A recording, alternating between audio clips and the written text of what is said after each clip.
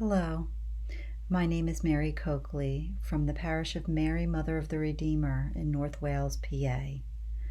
I'm a member of the Bereavement ministry there, and I offer greetings to all of you out there who are suffering, who are grieving the loss of someone you loved so much.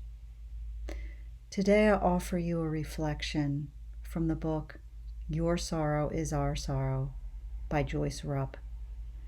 This book relates the 7 sorrows of Mary to our own sufferings and offers comfort, compassion, and healing.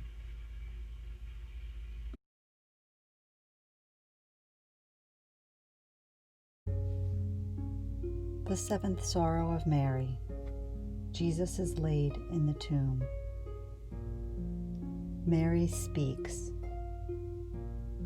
Just before they lifted Jesus to place him in the tomb, I bent down to kiss his wrapped body farewell. I did not doubt that he was at peace with the Abba he so lovingly described and prayed to. But this belief did not quench my sorrow. My son was dead. We were placing his body in the tomb. If we listen closely to the message of Jesus, we will hear him urging us to value what is good in our life, but not to hold on to it so tightly that we forget what is beyond this life. When a loved one or someone we greatly value dies, the letting go that is asked of us is an essential part of our healing. We cannot keep clinging to the past, holding on to what we once had. Even though life will not be as it once was, we can still go on into the future. We may not feel like we can, but it is possible to do so. We have a new life waiting for us.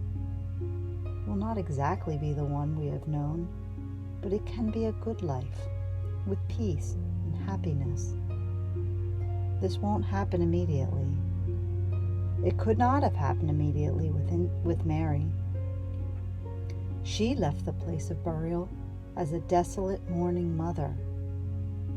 We must give ourselves time and patience when we're grieving. Acceptance of our loss does not occur overnight.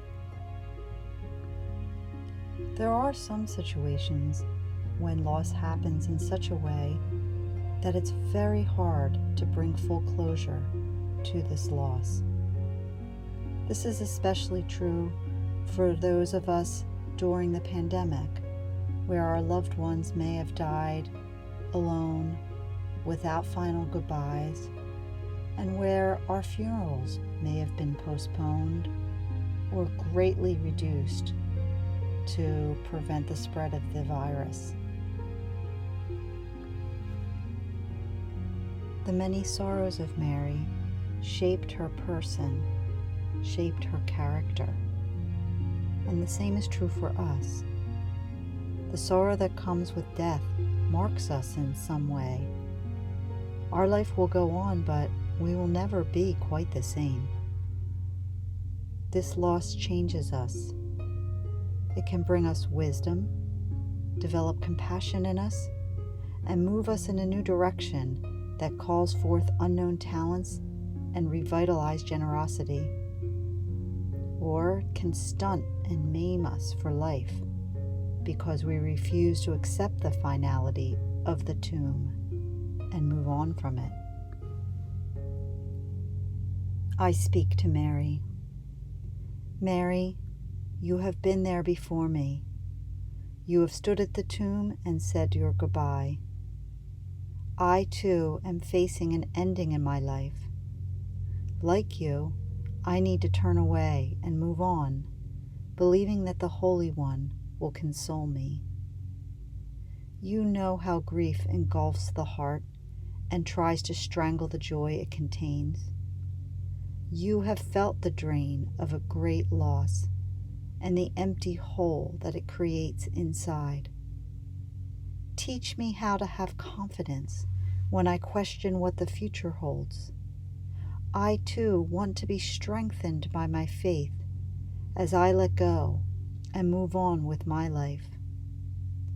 Woman of compassion, mother of sorrows, I draw inspiration from your journey. I, too, can move through the pain of my present situation. Your faith and courage lead me to my own.